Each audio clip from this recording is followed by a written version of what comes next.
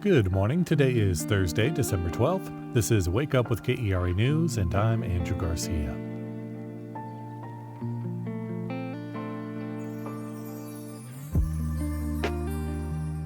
After several days of cold and near freezing temperatures, today is a lot milder.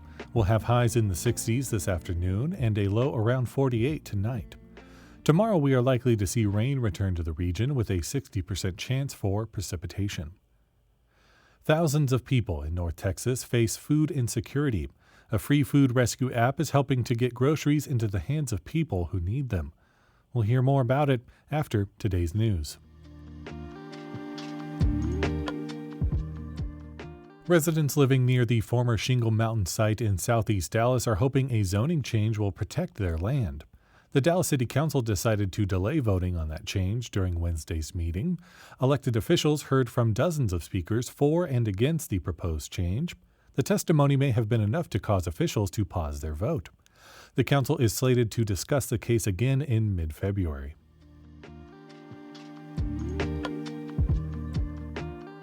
The Dallas City Council voted yesterday to cut funding to Dallas Black Dance Theater. The company will lose over $240,000 for its cultural programming. Terrell Rogers Jr. is one of the dancers who was fired from the company earlier this year. He says the city council decision makes him feel hopeful. I don't see Dallas Black as a place that is willing to change, but hopefully, from the pressure that came from the city council meeting today, the board will start to consider, okay, maybe we need to start making some serious shifts and alterations here with leadership. Georgia Scaife leads the company's board. She said in a written statement that the dance company is deeply disappointed by the council's vote.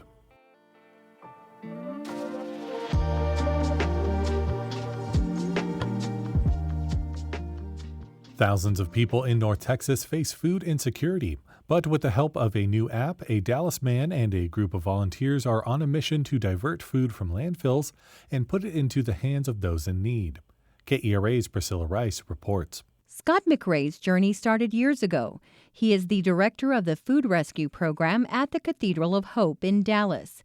McRae used to take boxes of leftover food after he and his friends would eat out and give them to people in need.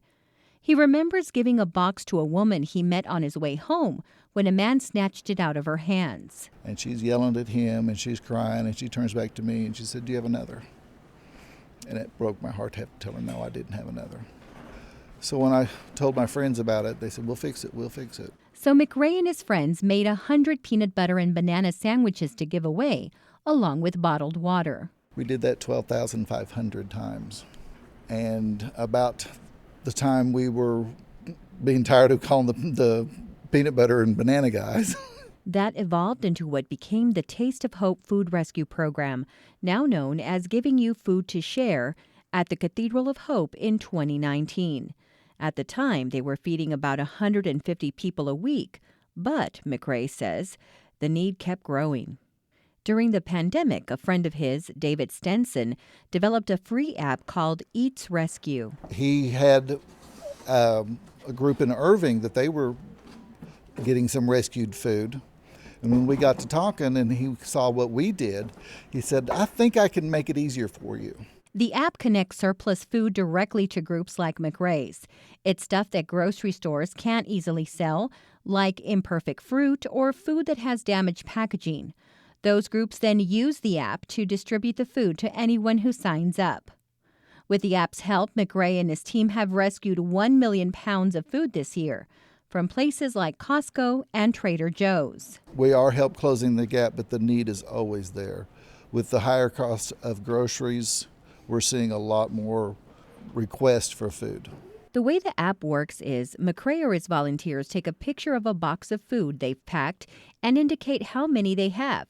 People claim the boxes on the app, no documentation needed, and pick them up on Thursdays. On a recent afternoon, McRae and his team are gathered at a community room inside the Cathedral of Hope, where they organize boxes containing anything from fresh produce to fresh flowers. Sisters Carmelita Vasquez and Maria Nuño from Hutchins are among the volunteers. They found out about the group through a post on Facebook. Vasquez says she started coming because her family was in need, But when she got there, she also saw the need for volunteers and decided to help. I am so blessed that I am able to take food to my grandkids and to my family. So I know that my family is getting fed this week.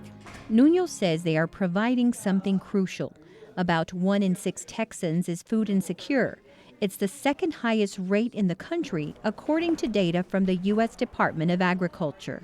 The money's not is not going around enough. It's just not enough. They either eat or they put gas, they pay their bills. For volunteers in McRae, this is a calling. They say they are not only making an impact, but building a community, or a family, as they say. Every day feels like Christmas. I get excited to get up and find out what I'm going to go get, and I open up a box and then I look and see who can I give this to. He says even if someone's not in need, they can sign up on the Eats Rescue app to pick up a box for someone else who could use a little help.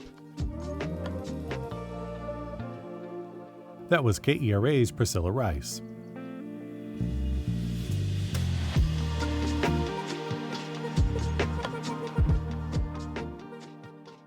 Where the Dallas Mavericks fell, the Houston Rockets were able to succeed, winning their Emirates NBA Cup quarterfinal matchup last night against the Golden State Warriors, albeit in a controversial fashion. Down 1 point with seconds left, the Rockets got a favorable call for a loose ball foul, a call Warriors head coach Steve Kerr would later deem ridiculous. That allowed Houston to sink 2 free throws and go up by 1 point with only 3 seconds left, and ultimately hold on to advance to the NBA Cup semifinals in Las Vegas. Singer Robert Earl Keen's holiday show includes songs from classic movies like Pulp Fiction, Pretty Woman, and The Big Lebowski, along with a few holiday favorites, including Merry Christmas from the Family, a song that normalizes dysfunctional family gatherings. Catch his show Lights, Camera, Christmas on Sunday at the House of Blues in Dallas.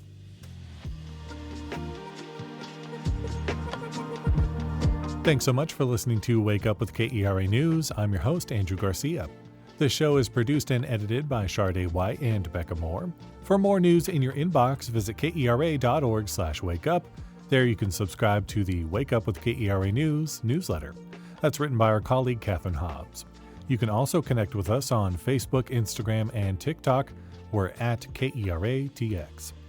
Take care, and we'll see you tomorrow.